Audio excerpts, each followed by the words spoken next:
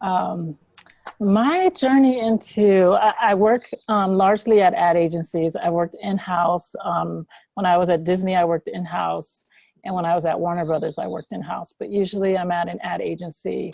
Um, and my journey into the ad world was quite unique.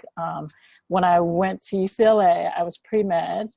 And then after volunteering in an ER hospital for about a year, I decided, oh, I don't really want to do this. So I graduated and I created a health website, which I had for a few years. And then I decided that I wanted to go corporate. So after being self-employed, I thought, who's going to hire me? How do I position myself the best way? So I really sat down and I thought about, what do I enjoy doing? From a young age, I was always really good at math. And I love to read and write. So I was like, okay, well, that's kind of broad, but how do I narrow that down? So I thought about math and what I could do in math. So then I started thinking about analytics. So I got really, really interested in social media and why are people behaving in a certain way, and how is that behavior on social media different than in person? How does that affect relationships? So I started looking at different brands and how people respond to them. And so given that, then I started interviewing. And my first job basically was at an ad agency called Team One. And Team One is one of the big ad agencies.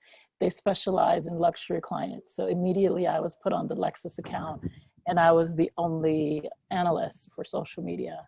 So it was kind of really interesting to just kind of be thrown into this fun agency life. It's very unique, but that's kind of how I started, just really thinking about what I want to do and how to make the best out of my skill set. Let's see, what else should I talk about? Do you have the PowerPoint slide?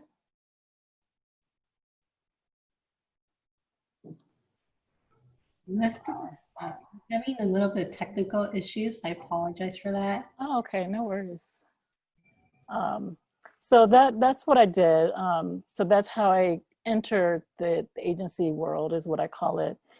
The reason that I selected it was because I was really good at math and I wanted to do something that was fun and inviting, and I wanted to work with big brands.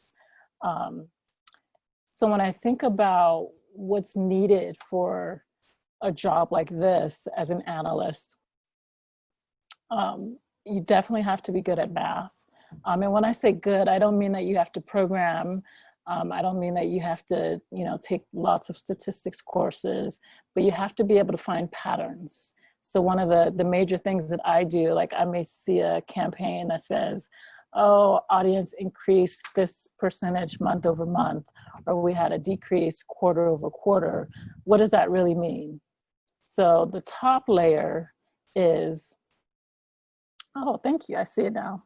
So the top layer is basically being able to do basic math. But then if you go a little deeper, you have to be able to explain, okay, well, what does this mean? Why did the audience increase, or why are we having more comments or more likes? If you look at the bottom of this PowerPoint, you'll see how I created a grid that says listen, create, share. So that means you listen to a client, you see what they need, then you create something, and then you share it back. And think of that as an ongoing ecosystem. So you're listening, you're creating, you're sharing. So if you're listening, you listen to a campaign, you look at the numbers, you say, oh, this increased month over month. Then you create based on, okay, if we know that particular thing worked, how can we use that in another campaign? I'll give you a real world example right now, where one of the clients that I work with is Microsoft. So we had a campaign that got 1,000% increase of comments. And usually people don't comment on software because it's not really sexy. It's not like I got a new car, they want to talk about it. So we said, well, what happened? Why was this campaign so successful? Right now that we're in this global pandemic, a lot of people are at home. Some people are going into their 8th week, and they're much more likely to talk to people online than they did 3 months ago. So layering in that real world knowledge. Yes, maybe the graphics were amazing. Maybe we really, focused on the audience, but layering in that real world, like why are people talking now where they didn't talk, 3 months ago? So that's kind of an example of being an analyst and really giving the client some useful information. Also, if you look at this wheel that I have, you see skills, but you also see specialized knowledge and financial compensation, desire, and passion. So to me, those are the tenets that are needed to find your dream job, whatever that is. So you first have to have the skill set. Once you have the skill set, you're able to develop that knowledge that's really going to hone in. And then, of course, everybody wants financial compensation, which will give you more desire and more passion. So that strategy has kind of worked for me. Also, if you look, I have just a brief description of some of the companies that I've worked with. They've all been very different. Where Disney is just maintaining their audience, a company like City of Hope, which is also a current client, is really looking at how can they be more compassionate and give a message that's compassionate, but still serving cancer patients. Let's see. If students are interested in working in advertising, I would suggest really focusing on specialized knowledge. There are so many moving pieces and things change so much that if you have a foundation of specialized knowledge, it can really, really get you far. So for me, I started with social media and I just learned everything I could about social media. Why do people comment on one platform and dance and use videos in others? And I started reading books about human behavior so I can layer in that additional knowledge about human behavior and why a certain campaign on Twitter might not work on Facebook. So that was kind of the thing for me with specialized knowledge. So here's also a real world example. If you're in class and you're thinking, I want to join the ad world, but how do I get experience? Join a club, join one of your clubs on campus, and then create a campaign on how to increase membership. And so you can say, oh, over the last 3 months, I was able to increase membership by 20% or by 60% or something like that. So that's things that can go on your resume where you're like, well, how do I get the experience? Also, you can just look at different brands that you really like and look at the types of content that they're putting on social media. And so if you get an interview, you can say, this campaign was amazing, but I would have done this slightly differently because your competitors are doing this. And, you create that hole where, say if McDonald's is advertising a certain way, Burger King is advertising a certain way, and you see comments in Burger King's feed about something that people don't like. And then you look at McDonald's and say, hey, this is a way for McDonald's to capitalize on this, because if they want to expand their audience and take some of Burger King's audience, this is what people are unhappy about. So it's just kind of thinking creatively with what you have. If you're in a small business with your family, if your parents have a small business, think about how you can expand their newsletter or expand their social media presence, and look at some data and then put that on your resume saying, over these 3 months, I increased by 10%, or we were able to change things by, a certain percent. And that's information that you can put on your resumes for when you are interviewing for internships or, jobs or anything like that. Let's see, the salary, gosh, ranges. Entry level as an analyst is about $55,000 and can go up to upwards of 200. I'd say if you make it to the VP level. One of the fun things that I like about agencies, there are lots of perks, lots of snack rooms, lots of vacations. I like that aspect. Typically, we are off 2 weeks in December and the first week of January. So it kind of follows the school session of being out for winter break, and that's everything shuts down. So it's like an extra. So you literally get about 5 weeks of vacation when you count those 3. So I like the perks a lot, and that layers into the compensation. Let's see, what else can I talk about? Suggestions, just learn as much as you can. I echo what others have said, just constantly evolve and learn and read as much as you can. And, you know, even if you just sit somewhere and, you know, if you see 4 people at a table online and 1 person isn't, you know, try to figure out what's keeping that person engaged with the environment and not on their phone. So just lifelong learners. Learning is really important for any career opportunity. So I think that's pretty much it for me. I'm open for questions if anyone wants to talk later, or you can reach out to me.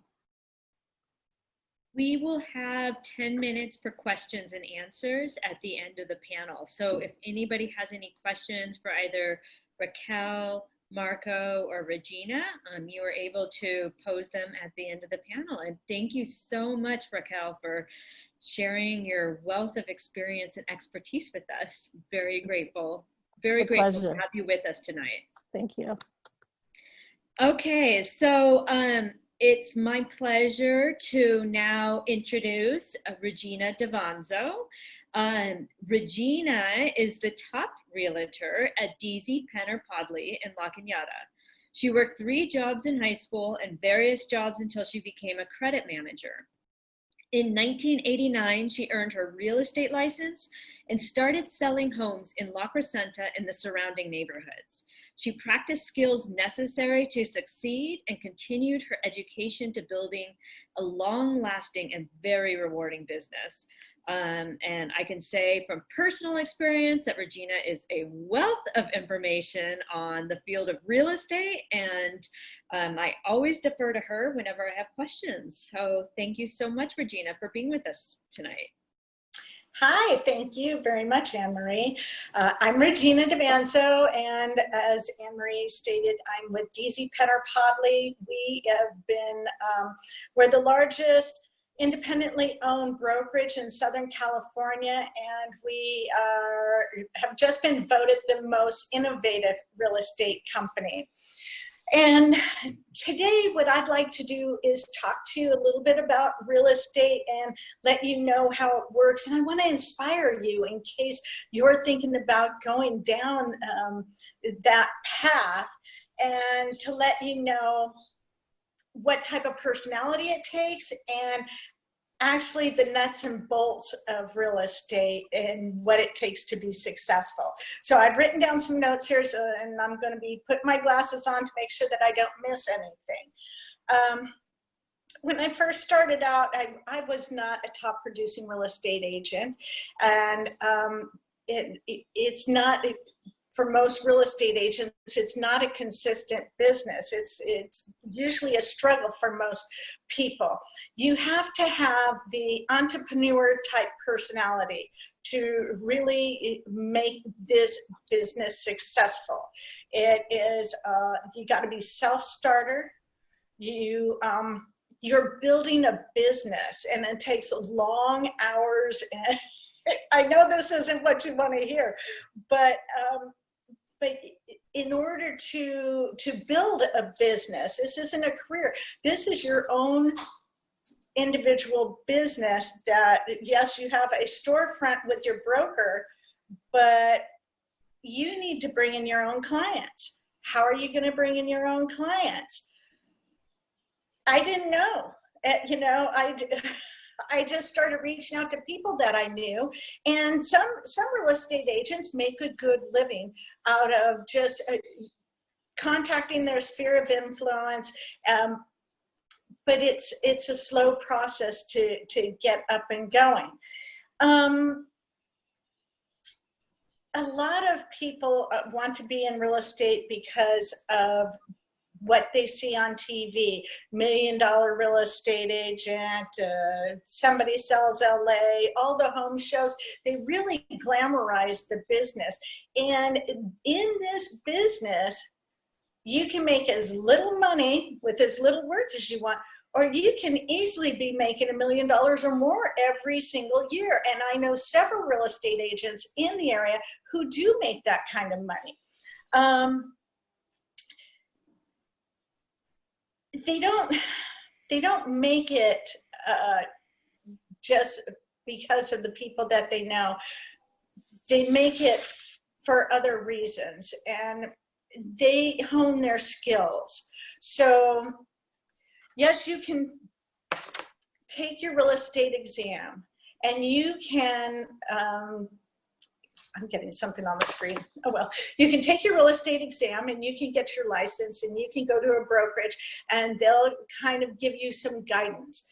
And that's helpful, but it's not what it takes to really succeed. Being part-time is really difficult to do this, you know. And when you first start out, I hate to say this, you need to be prepared to have enough money to keep you afloat 6 to 12 months. Many real estate agents don't even make a sale for 6 months, and then after that, you have to wait 60 days to get paid while the property goes through the escrow period. So it is a challenging business, but it is so rewarding. I really, really, really love my business, and I'd like to tell you how I started. I've been in the business since 1989, and it's in 1989 it was the top of the real estate market, and it started going down. I struggled, and that's what most real estate agents do. They're like on a roller coaster, and you never know when you're going to get paid, and you never know when you're going to be able to pay your rent. If somebody had did a video like this for me and told me what it took, then I wouldn't have struggled nearly as much, and I'm getting to that in a minute. So I had my struggles till 2006, and that's when the real estate market pretty much leveled off, and I almost quit. But somebody talked me into staying. My manager talked me into staying into real estate, so I hired a coach. And that coach had me cold calling. And he told me I also had to hire an assistant, because otherwise I wouldn't have time to cold call. I'd be too caught up in all the administrative and marketing and technology and things like that was coming out. And so my assistant and I dialed 100 phone numbers every single day. That got the business off to a good start. Now I'm starting to sell homes. I can breathe. I'm not emotionally attached to the outcome, and that makes me a better agent for the client. So I did that until 2000, when they came out with the do not call list. And so then I ended up going into the first housevalues.com website. And so I got a lot of business from the internet, but the internet started getting very, you know, a lot of businesses, other house businesses started getting involved in it. So, you know, wasn't as profitable for me to stay in it. And so I decided I'd just give up paying for the internet, and I just lived very well off of the business that I had created until 2007. August of 2007 was the mortgage debacle. And when that happened, everybody, the real estate business came to a stop. Homes stopped selling. Nobody was doing anything. People started losing their homes. And the real estate market does go through a cycle, and it averages 8 years down, 8 years up. So on that upswing, and whenever you make a sale, you need to put away money. This business doesn't have perks. Well, it's got perks that you're your own boss and you can make your own hours, but it doesn't have perks of having a retirement account. It doesn't have perks of having your own insurance. So you have to put away and you have to save. And I ran out of money after 2 years. So now it's 2009. I was starting to get in trouble, like I was going to lose my house. I ended up having to rent my house, move in with somebody else, and I thought it would only be for a year, but 2010 went by. I still wasn't making enough money to go home. 2011 went by. By the end of 2012, I was very determined that I was going to move back home no matter what. I was going to get my business back on track. So I decided I would go out and hire the very best coach in Los Angeles. He coaches most every high-powered real estate agent in Los Angeles. And so I teamed up with him, and I ended up following him. No matter what he said to me, I did what he said. And it turned out to be the best thing that's ever happened to me in my career and in my personal life. It changed my life because he made me a better person by letting me know that I had to step out of every transaction and it was clients first. How I had to become a more professional, how I had to, whenever you go into a listing appointment, you're sitting across from somebody in their living room and they, you're interviewing for a paycheck of $10, $20, $30, $50,000 or more. You can't wing it. So I had to break everything down and study and just think about everything that I was doing and how could I be the best for my clients. And once I stepped out of worrying about the money, and believe me, I had big goals and dreams. Once I stepped out of that, everything started to flow. And you won't believe it, by July of 2013, after just 7-8 months of coaching, not only did I get to move home, but I got to remodel my home, got my beautiful new kitchen, everything that I wanted. And my life has been on an upward trajectory ever since. And so the sky is the limit with real estate if you apply yourself.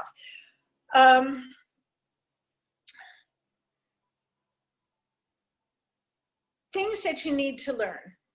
So to be successful, you need lots of skills in lots of different arenas. And you don't need them all at once, but you just start out with one and then you grow into another and you grow into another. So basic business skills, how to build a business financing, sales skills. Again, you don't want to wing it when you're in there. You do need to know what you're talking about and how to talk about it without sounding like a used car salesperson. And then you need managerial skills because you are going to hire an assistant and you will be an employer if you want to grow your business. And then marketing skills, acting skills, because again, you're presenting to buyers and sellers. It's negotiation skills are probably one of the most important skills that you need to know. I teamed up with Chris Voss, the head international FBI hostage negotiator. He wrote a book called Never Split the Difference. And it has not only changed my life, it has changed the life for my clients. My sellers are getting anywhere from 1 to 10% or more for their homes just based on my negotiation skills. By the way, this book is great for no matter what business you go into. It is about relationships and emotional intelligence. So write that one down. And there's another book to help you no matter whether you go into real estate or not, Atomic Habits. that's how to grow yourself as a person and take little steps to have big gains. I just want to say, I hope I haven't scared you out of this business. It is the most fantastic thing I've ever done in my life. I get to help people, and I've been able to accomplish most every single goal I've set out to do. And I have a great retirement, and if you start now, it's a 30-year career. You can retire by the time you're 50, and you can retire in style. And you'll have lots of thankful, grateful people that you did. So I'm willing to talk to you if you need anything, or reach out to any of the managers at Deasy or Podley, and we're happy to give you more information. Thank you so much for listening to me today. And thank you, Glendale City College. Let's open it up for questions and answers. I'm going to start off. I have a question from a student, and they're wondering about internship opportunities. And so I'm just wondering if either, or if any of our panelists have any information on internship opportunities within the LA County area. Definitely not the easiest thing to find, just because so many people want them, and there are usually just a few slots available at each company. What I would suggest is creating a LinkedIn profile, if you haven't already, and make a list of companies that you're interested in. Find and follow their HR people on LinkedIn, and you'll see them posting a lot of different jobs. You can reach out to them directly and say, do you have internships available? I saw this campaign that you did, and I really would like to contribute. Make it personal, so it seems like just like Regina was saying, like really, really be prepared. So if you reach out to someone in HR, tell them why, tell them that you really enjoyed a campaign or you want to contribute in this very specific way. That's how I would do it. A lot of companies do have internships, and they may post, or they may reach out to a few colleges, but they probably reach out to maybe 5 to 10 colleges. So I would just reach out to the company specifically, or just email their HR department. Usually HR has an email that's hr@company.com. Just reach out to them and see what they have available. And I want to say that our company probably has some kind of internship. It's probably not formal. There's lots of real estate agents who are happy to get help from students. So if somebody wants to learn a little bit more about it, and by the way, if you're not into sales, we have marketing that's available in our field, and all sorts of technology that's available in our field. So call our office and talk to our managers, and then be happy to see what they can do to help you out if you're interested. Wonderful, you guys. We have one more question. If you could each highlight 3 things a company looks at on a resume, if you can give a little insight for our students on that.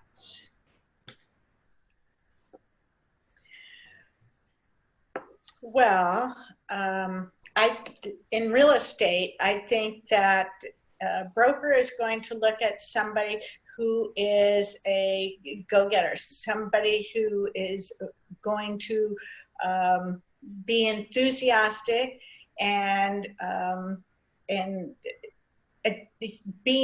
attend our meetings. They're looking for somebody who really has goals and wants to get ahead. They're also looking for somebody, so that's one. They're also looking for somebody who has computer skills and basic knowledge of different programs. And third, personality. You got to have a good personality. So those are the 3 things. It's a people business. Ours is really very much a people business. Okay. So when I'm looking at a resume for someone that I'm hiring on my team, or even when I'm polishing up my own resume, I look at the responsibilities that I've had, but then I try to go 2 or 3 steps deeper So if a responsibility is created a campaign for this client, that's level one. But I would say create a campaign for this client that was targeted towards this specific audience. That's a second level. A third level was created this campaign targeted at this audience, and this was what happened. So in my resume, I try to be as specific as I can. So did I increase by a percentage point? Did I, help them find insights that they may not have thought of before? Did I give them different ways to reach a specific audience? So in my field, I have to be very specific because anyone can create a campaign, anybody can look at numbers, but how did I use those numbers to help broaden the business?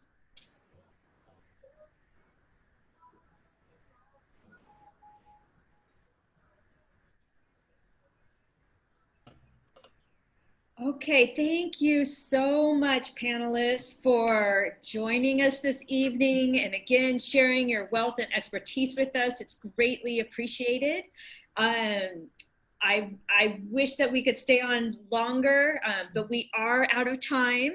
And again, thank you so much for taking time out of your evenings to share with our students and to be here. And I am really grateful to each and every one of you. So thank you so much, and have a wonderful rest of your evening.